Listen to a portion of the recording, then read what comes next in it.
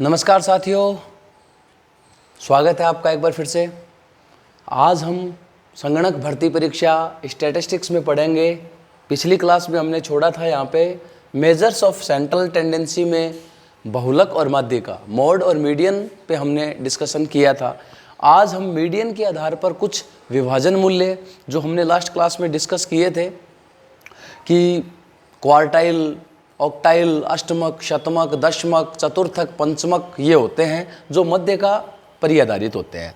इनमें क्वेश्चन आने के जो चांसेस हैं वो इनकी विशेषताओं पे आ सकते हैं। जैसे नंबर 1, क्वार्टाइल जो हमारे हैं चतुर्थक, क्वार्टाइल जो हमारे हैं चतुर्थक, इन पे क्वेश्चन बनता है कितने क्वार्टाइल होते हैं?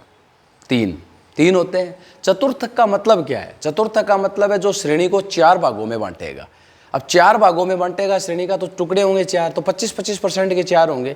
पहला टुकड़ा 25 पे, दूसरा 50 पे, तीसरा 75 पे, चौथा 100 पे। तो पहली बात तो होंगे कितने? 25, 50, 75, 3 होंगे चतुर्थक।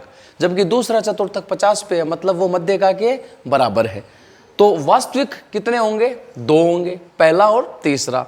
कई बार ये क्वेश्चन पूछा गया एग्जाम में, चतुर्थक होते कितने? 3। श्रेणी कितने भागों में बढ़ती है? 4 में। वास्तविक कितने होते हैं? 2। मध्य का के बराबर कौन सा होता है? दूसरा। इसी प्रकार पंचमक, अब चतुर्थक 4 में बांटेगा तो पंचमक कितने में बांटेगा? 5 में। तो 20-20% हो जाएगा।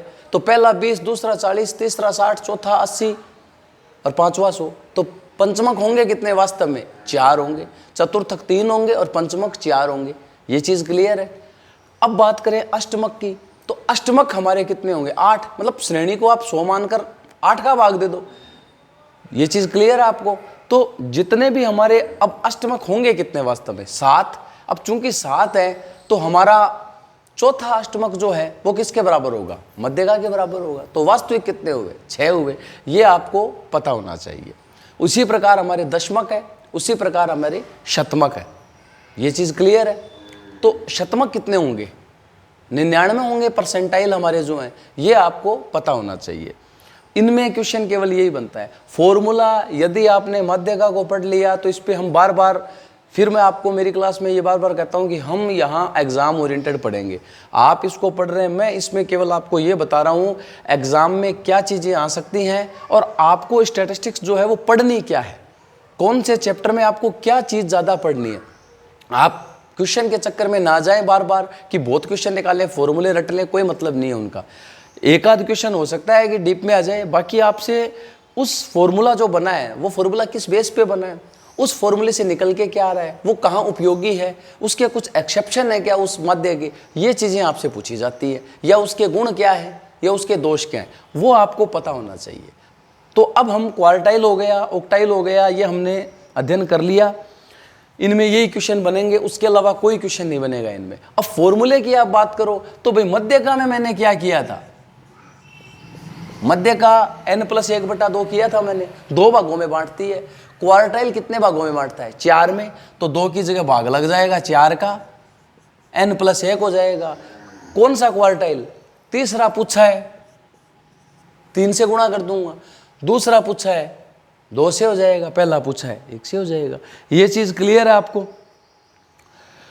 तो ये आपको समझ में आना चाहिए। अगर आपसे पहला पूछा है तो 1 n+1/4, तो 1/4 का मतलब मध्यका का आधा हो गया पहला। ये चीज क्लियर है? अब या 2 होता, अगर दूसरा पूछता तो ये मध्यका के बराबर होता। देख लो आप, बात तो वही है भाई। मैंने यहाँ दूसरा के लिए 2 किया, बट्टा में 4 है, तो इसको क्रॉस करूंगा, काटूंगा तो यहाँ 2 बचेगा, नहीं बचेगा? ये 2 खत्म, तो n+1/2 ही बचेगा, मध्यका के बराबर ही है। तो रटने वाला तो कोई काम ही नहीं है। ये चतुर्थक हो गए। अब अगर मान लो मुझे चतुर्थक की जगह अष्टमक चाहिए, क्या चाहिए मुझे? अष्टमक चाहिए, ऑक्टाइल चाहिए मुझे, ऑक्टाइल। तो ऑक्टाइल कितने भागों में बांटेगा श्रेणी को? 8 में। भाग 8 का लग जाएगा, वही n+1 हो जाएगा। अब कौन सा अष्टमक चाहिए? पहला तो 1 से गुणा, दूसरा 2 से गुणा, तीसरा 3 से गुणा। ये चीज है। अब रिलेशन देखिए, मध्यका के बराबर कौन सा अष्टमक मैंने आपको बताया? 7 होंगे अष्टमक, तो चौथा होगा। तो आप यहाँ 4 से गुणा करेंगे, बात वही आएगी। काटो इसको, 2 बचेगा, कट जाएगा, n+1/2, मतलब वही मध्यका आ गई। फॉर्मूले माध्यिका वाला जो फॉर्मूला है उसी से बने, अलग से ये फॉर्मूले नहीं है। तो मैं इन पे ज़्यादा आपका टाइम वेस्ट नहीं करूँगा। अब मैं सीधा आता हूँ गणितीय माध्यों पे। ये मेरे स्थिति संबंधी माध्य खत्म हो गए। अब मैं आता हूँ मैथमेटिकल जो अर्थमेटिकल जो मेरे हैं मेन है। गणितीय माध्यों में सबसे पहला है समांतर माध्य। कौन सा है? सबसे पहले समांतर माध्य हम पढ़ेंगे।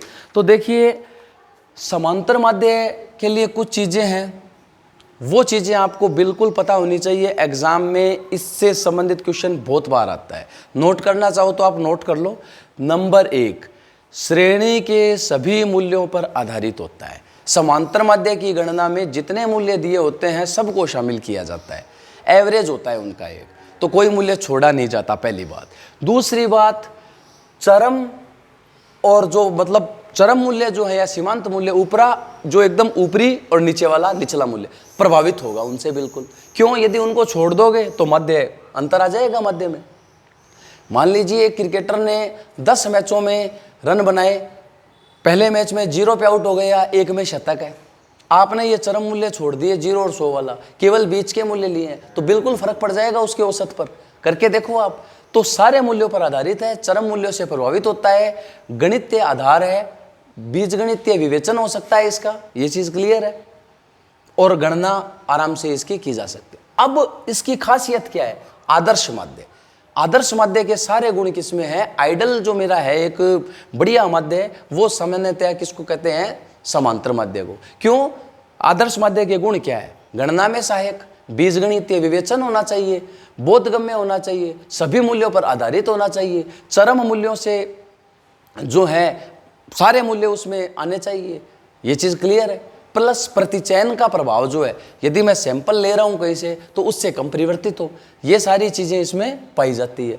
अब इसका मेथड, वही बात, अर्थ जब आपको समझ में आ गया तो इसके जो कैलकुलेट करने के मेथड है, कौन कौन सी विधि? प्रत्यक्ष विधि, लघु रीति, पद विचलन रीति, ये रीति है। अब इनमें फॉर्मूलों में वही बात, ये आपको पता होना चाहिए कि कौन सी रीति कहाँ लागू होती है, बस बहुत है। प्रत्यक्ष रीति जहाँ मेरे मूल्य कम हो और एकदम स्पष्ट मूल्य हो, मतलब 10, 5, 2 इस प्रकार के, पॉइंटों में ना हो, तो प्रत्यक्ष रीति। यदि पॉइंटों में है या बड़ी कैलकुलेशन है तो मैं उन अंकों को क्या करूँगा? छोटा कर लूँगा, एक कल्पित माध्य एज्यूम्ड मीन मान लूँगा बीच में से, तो उससे कैलकुलेट कर लूँगा। और यदि बहुत ही ज़्यादा बड़े अंक है तो वहाँ क्या करूँगा? मैं इंटरवल ले लूँगा। मान लीजिए 10,000, 5,000, 20,000 ऐसे अंक है, तो हज़ारों में है तो मैं 1000 को स्किप करके 10-10 के गुणांक में ले लूँगा। ये पद विचलन विधि है मेरी। फॉर्मूला वही, फॉर्मूले में क्या है? मैं कह रहा हूँ कि औसत है, तो जितने मूल्य हैं उन सब का टोटल और उनकी संख्या से भाग, तो जाहिर सी बात है सिग्मा x बटा n हो जाएगा। ये x बार आपका भाई फॉर्मूला परिभाषा से ही तो बनाया है। सिग्मा x मतलब सारे मूल्यों का योग, सिग्मा x n मूल्यों की संख्या हो गई मेरी, तो ये मेरा प्रत्यक्ष विधि में हो गया। ये चीज़ क्लियर है। उसके बाद अब मुझे चाहिए कि समांतर माध्य जो मेरा है इसकी 2 विशेषताएं हो रहे। समांतर माध्य से अगर आप कोई विचलन लोगे, जितने भी श्रेणी के मूल्य हैं उनका विचलन समांतर माध्य से लोगे तो विचलनों का योग जो आएगा, टोटल डिवीजन का टोटल 0 आएगा। क्यों? करके देखो, कोई भी मूल्य हो 0 आएगा क्यों? इसका क्या कारण है? इसका कारण यही है कि समांतर माध्य श्रेणी के सभी मूल्यों को कंसीडर करता है, सभी पर आधारित होता है। तो इससे जितने विचलन निकालोगे आप, जितने मूल्यों के, पहले जो इससे बड़े मूल्य हैं उनसे देखोगे तो फिर माइनस, मतलब जो उससे बड़े हैं उनमें प्लस, बाकी में माइनस, तो वो एकदम बराबर आके 0 आ जाएगा। और समांतर माध्य से जो विचलन ले रहे हो आप, उन विचलनों का वर्ग कर रहे हो, उनका योग क्या होगा? बाकी सबकी बजाय सबसे कम होगा, न्यूनतम होगा। ये 2 गुण समांतर माध्य में और पाए जाते हैं। पदों के जो समांतर माध्य से विचलन लिए उनका योग तो 0 है, और विचलन लिए उनके वर्गों का योग न्यूनतम होता है। ये इसके गुण है। बहुत है इतना बस, बाकी इसमें ज़्यादा डीप में जाने की आवश्यकता नहीं है। फिर समांतर माध्य के उपयोग, अच्छे माध्य के गुण बता दिए। अब इसका उपयोग कहाँ है? जहाँ मुझे कोई आर्थिक सामाजिक समस्या है, औसत देखना है उसमें किसी चीज़ का कि हाँ, तो वहाँ मैं किसका उपयोग करूँगा? समांतर माध्य का उपयोग कर लूँगा मैं। ये चीज़ आपको मैंने बता दी। उसके बाद अब बात करते हैं, अगर श्रेणी है, व्यक्तिगत श्रेणी डायरेक्ट मूल्य दिए हैं, खंडित श्रेणी मेरी होती है अगर, खंडित श्रेणी जो हमारी है डिस्क्रीट सीरीज, वहाँ क्या करूँगा, वहाँ बारंबारता दी हुई होती है मुझे, तो बारंबारता संबंधित मूल्य की जो दी है उसको मूल्य से गुणा करूँगा, तो f बोलूँगा बारंबारता को। तो यहाँ सिग्मा x की जगह क्या आ जाएगा, सिग्मा fx आ जाएगा बट्टा n आ जाएगा। ये किस में आ जाएगा, खंडित श्रेणी में आ जाएगा x बार बराबर। क्यों, क्योंकि बारंबारता दी है प्रत्येक मूल्य की, तो उस बारंबारता को उस मूल्य से गुणा करो, fx निकालो, fx का सिग्मा करो उनमें। अब यहाँ n क्या है, यहाँ n मेरी टोटल फ्रीक्वेंसी आ जाएगी, टोटल बारंबारता जो मेरी है वो n होगी। उस n का मैं भाग दे दूंगा सिग्मा fx में, तो मेरे पास क्या निकल के आएगा, मेरे पास निकल के आएगा समांतर माध्य। Is that clear? या उसके बाद हम बात करते हैं, ये हमारा समांतर माध्य हो गया। अब विधि आपको बता दी, यूजेस बता दिए, गुणोत्तर माध्य। अब हम आते हैं नेक्स्ट सीधा जो हमारा गुणोत्तर माध्य है।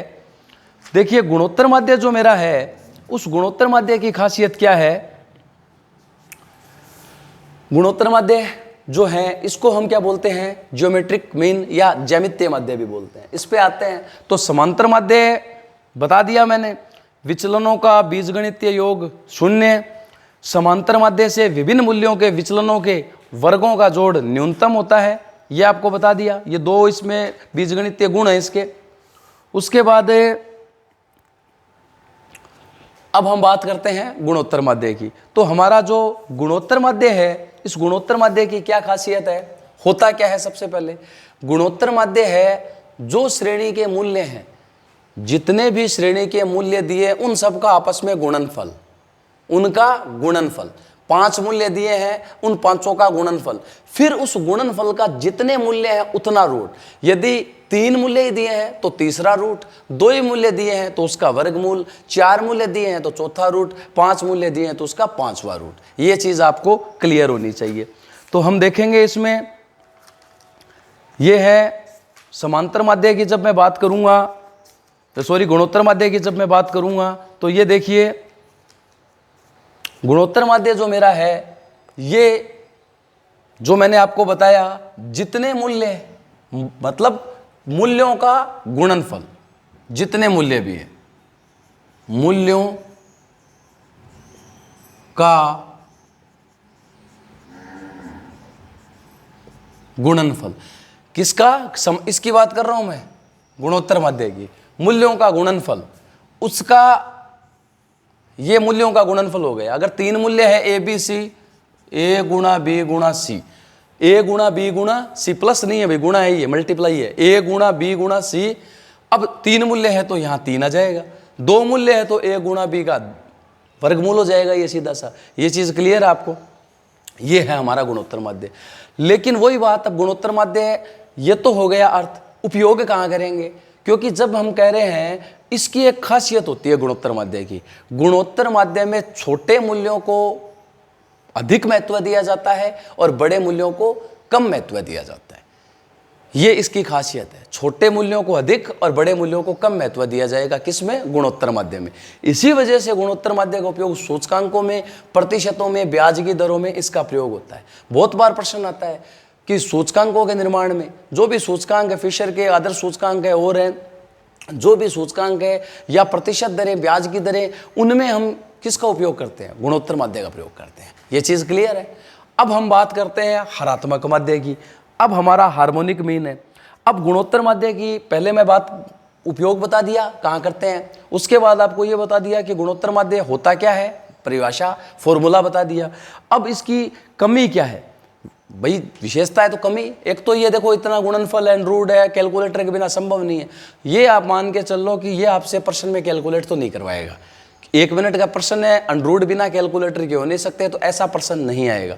यदि आता है टिपिकल, तो मेरे विचार से उस क्वेश्चन को छोड़ देना बेहतर है। टाइम मैनेजमेंट बहुत इंपॉर्टेंट होता है आपके एग्जाम के दृष्टिकोण से। उसके बाद हम बात करते हैं हार्मोनिक मीन की।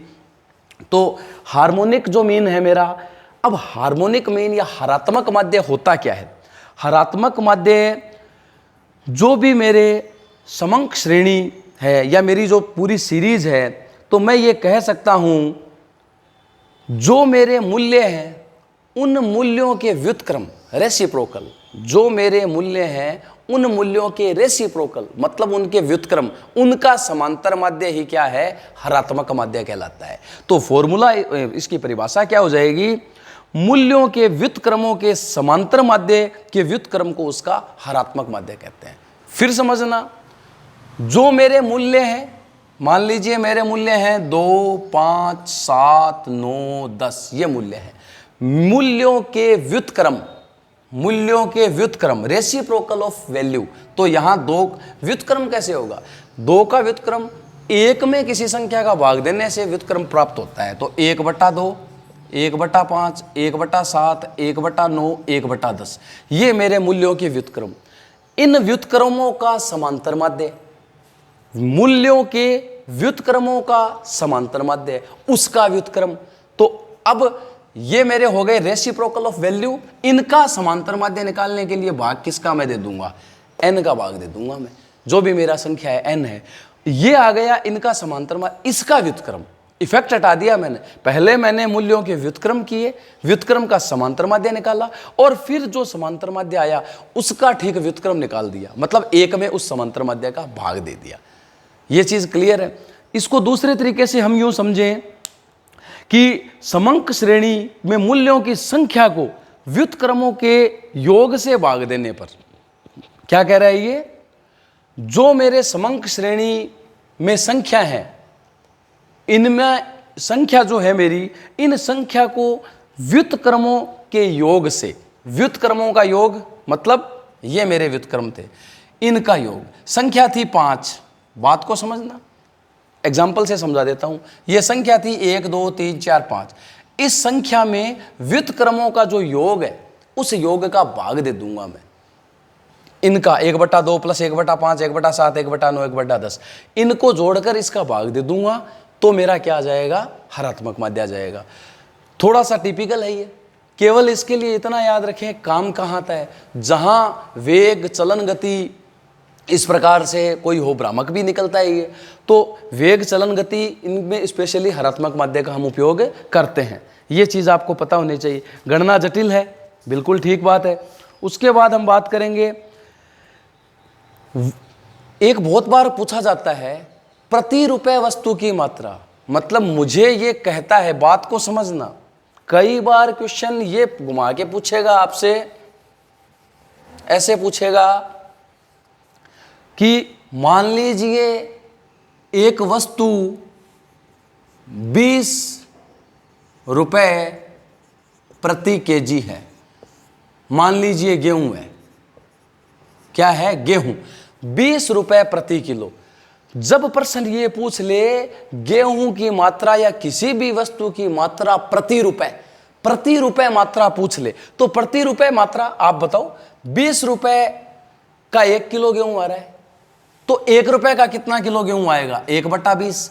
तो दिमाग क्लिक होना चाहिए, 1/20 का मतलब क्या हुआ, 20 रुपए का 1 किलो आ रहा है, तो कह रहा है प्रति रुपए, मतलब 1 रुपए में कितना आ रहा है, 1 रुपए में। तो 1 रुपए में मेरा गेहूं आ रहा है 1/20 kg, कितना आ रहा है, 1 रुपए में 1/20 kg। इसका मतलब ये किसको लिंक कर रहा है, देखो ये रेसिप्रोकल कर दिया इसने इसका, मैं वहीं आ रहा हूं दोबारा, जो मूल्य था मेरा उस मूल्य का रेसिप्रोकल कर दिया, इसका मतलब हरात्मक माध्य कर दिया।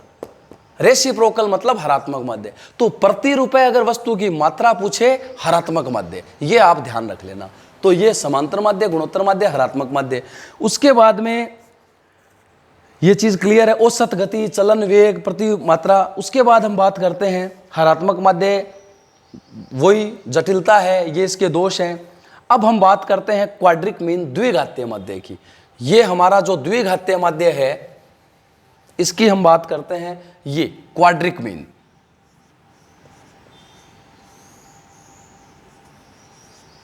क्वाड्रिक मीन, ठीक है। उसके बाद RATIC है भैया, थोड़ा सा इसको आप समझें, QUARDRATIC, क्वाड्रिक मीन। स्पेलिंग में कोई ज़्यादा वो नहीं है, समझने की बात है। द्विघातीय माध्य क्या है, द्विघातीय माध्य का उपयोग बहुत बार पूछा जाता है। स्टैंडर्ड डिवीजन जब मैं अपकिरण के माप में जाऊंगा, प्रमाप विचलन, वहां इसी का उपयोग होता है। बहुत बार क्वेश्चन आता है अपकिरण में स्टैंडर्ड डिवीजन की गणना में कौन सा सांख्यिकीय माध्य काम में लेते हैं या कौन सा गणितीय माध्य काम में लेते हैं, बहुत बार आता है। और ऑप्शन में समांतर माध्य और क्वाड्रिक मीन दोनों आते हैं और 90% विद्यार्थी समांतर माध्य करके आते हैं। क्यों? क्योंकि उसके लिए पहले समांतर माध्य की कैलकुलेशन जरूरी है। किसके लिए? प्रमाप विचलन के लिए। पहले समांतर माध्य निकालो, फिर फॉर्मूला लग के निकलेगा। तो बच्चे लगभग विद्यार्थी क्या करेंगे? समांतर माध्य, जबकि क्वाड्रिक मीन उसका सही उत्तर होता है। अब ये द्विघातीय माध्य जो हमारा है, ये क्या होता है? ये जो भी मेरे विभिन्न मूल्य हैं एक श्रेणी के, उन मूल्यों के वर्ग करें। देखिए हरात्मक माध्य और इसमें एक फर्क, थोड़ा सा फर्क है, लेकिन चीजें जुड़ती जा रही है। वहां हम मूल्यों का रेसिप्रोकल कर रहे थे। क्या कर रहे थे? मूल्यों का रेसिप्रोकल, रेसिप्रोकल का समांतर माध्य, समांतर माध्य का फिर रेसिप्रोकल। ये तो था हरात्मक माध्य में। जबकि इसमें क्या है?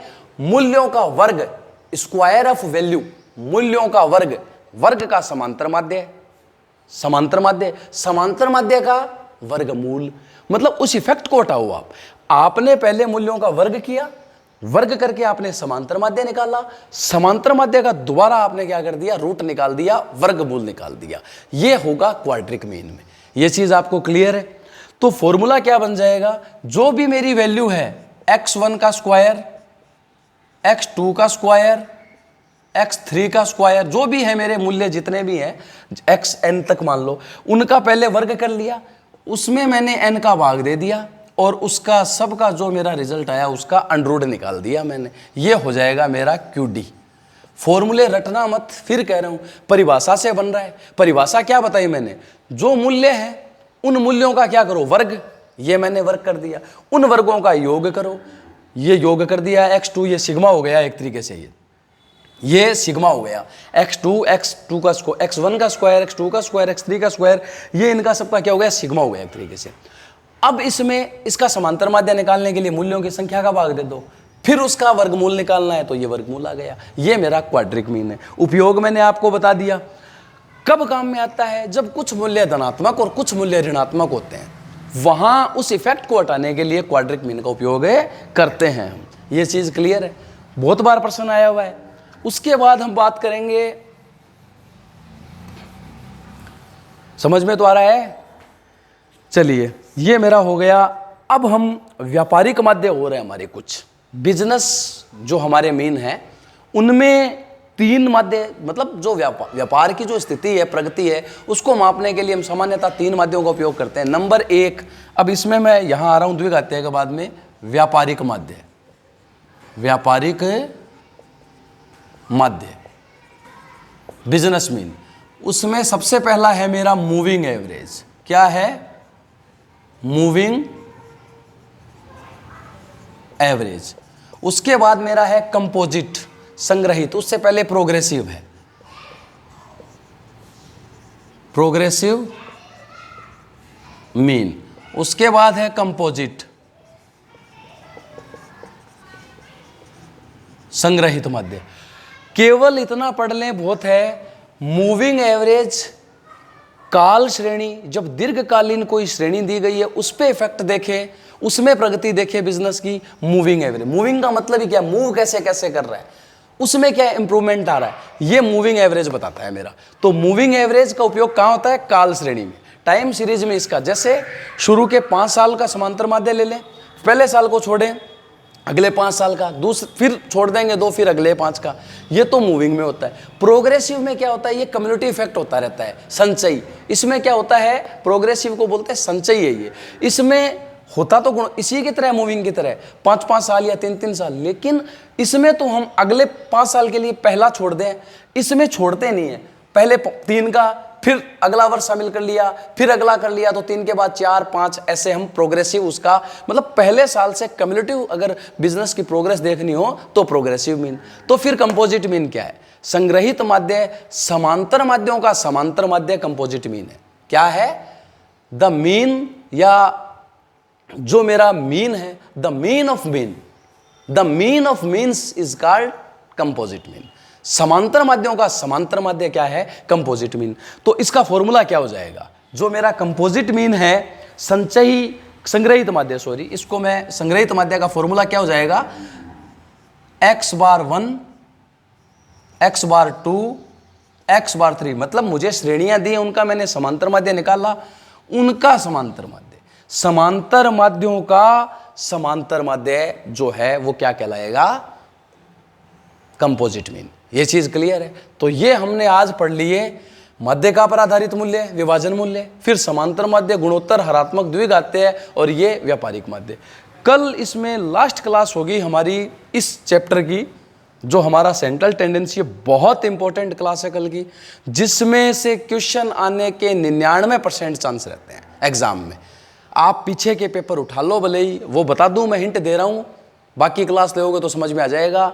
नंबर 1, माध्यों का आपसी संबंध, कैसे क्या रिलेशन है, समांतर माध्य माध्य का बहुलक क्या क्या संबंध है, एक बंटन में समांतर माध्य माध्य का बहुलक किस बंटन में कैसे होते हैं, समांतर माध्य, हरात्मक माध्य, गुणोत्तर माध्य का क्या रिलेशन है, कब वो बराबर होते हैं और उनमें आपसी संबंध क्या है, फिर विभिन्न माध्यों का उपयोग, कौन सी स्थिति में किस माध्य का उपयोग करते हैं।